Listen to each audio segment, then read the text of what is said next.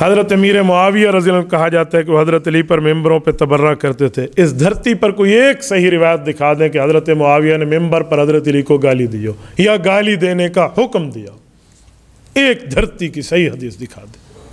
یہ کذاب ہیں جو بولتے ہیں، جھوٹ بولتے ہیں۔ میں نے چیلنج کر کے ان لوگوں کو کہا ہے۔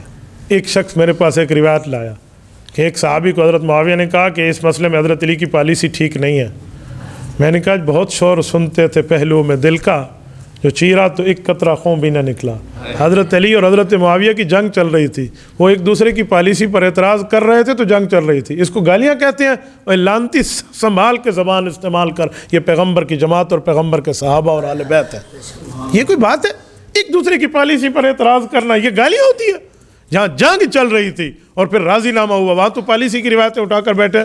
باقی رہا ممبر پر گالیاں دینا، تیرا دادا بھی قبر سے اٹھائے تم ثابت نہیں کر سکتے۔ اچھا وہ گالی کا لفظ بتاؤ کون سا ہے؟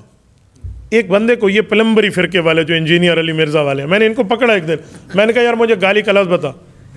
جب نہ بتا پایا تو پھر میں نے اس کو کہا، میں نے کہا وہ پلمبری ذرا میری ایک بات سن، مجھے یہ بتاؤ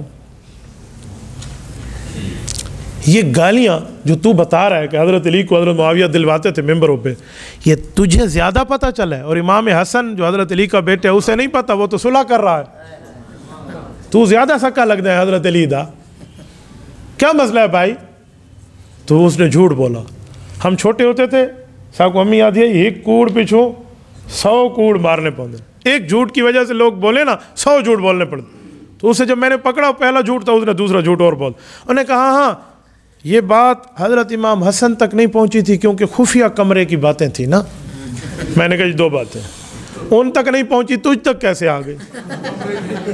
نمبر 2، ممبر کھلے عام ہوتا ہے، کمروں میں چھپ کے نہیں ہوتا۔ اگر گالیاں ممبر پہ تھی تو پھر تو اعلانیہ ہوتی ہیں، چھپ کے کہاں سے آ گئیں؟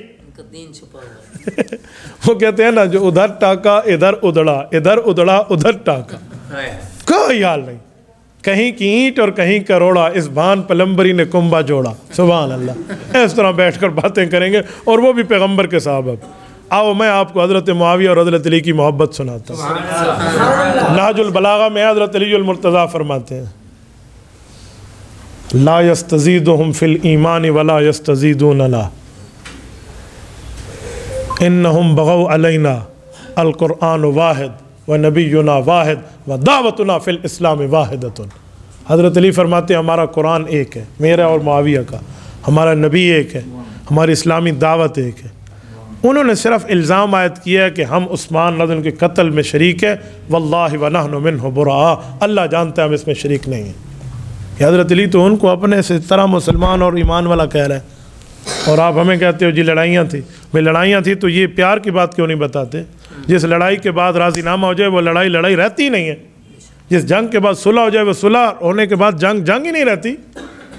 اور آؤ حضرت معاویہ کے دربار پہ، امام ابن عساکر نے تاریخ ابن عساکر میں لکھا ہے کہ حضرت معاویہ کو پتہ چلا کہ رومی بے ایمان نے حضرت امیر معاویہ رضی اللہ عنہ کو پتہ چلا کہ حضرت علی کو اس نے خط لکھا کہ علی میری بیعت کر، اور فوجیں حضرت علی کے سرحد پہ لے آیا، اور خوش یہ ہو رہا تھا کہ معاویہ اور علی میں جنگ ہے، اور میں ویسے معاویہ کا دشمن ہوں، تو اب معاویہ کی علی سے جنگ ہے تو میں علی کے خلاف لڑوں گا، معاویہ میرے سے خوش ہو جائے گا۔ تو حضرت امیر معاویہ رضی اللہ عنہ پھر دشمن کے دانت کھٹے کرتے ہوئے جواب دیے۔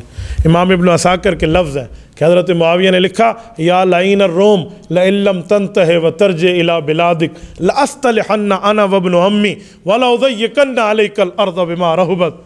کوئی رومی بے ایمان تو نے کیا سمجھا کہ مجھ میں اور علی میں کوئی مسئلہ ہو گیا؟ خبردار جو تو پیچھے نہ ہٹا اور فوجیں پیچھے نہ لے گیا تو یاد رکھ میرا چچا کا بیٹا ہے علی، میں ابھی اپنی پالیسی کی بات ختم، اور ہم بھائی بن کے علی کے لشکر سے پہلا سپاہی معاویہ آئے گا اور تجھے وہیں داخل کرے گا جہاں سے تو نکل کے آیا تھا۔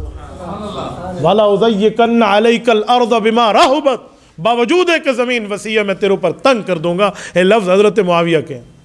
تو وہ تو یوں بھائی تھے بھائی، ان کے لیے اس طرح کی باتیں تو بندہ وہ بات کرے جو بات بننے والا ہو۔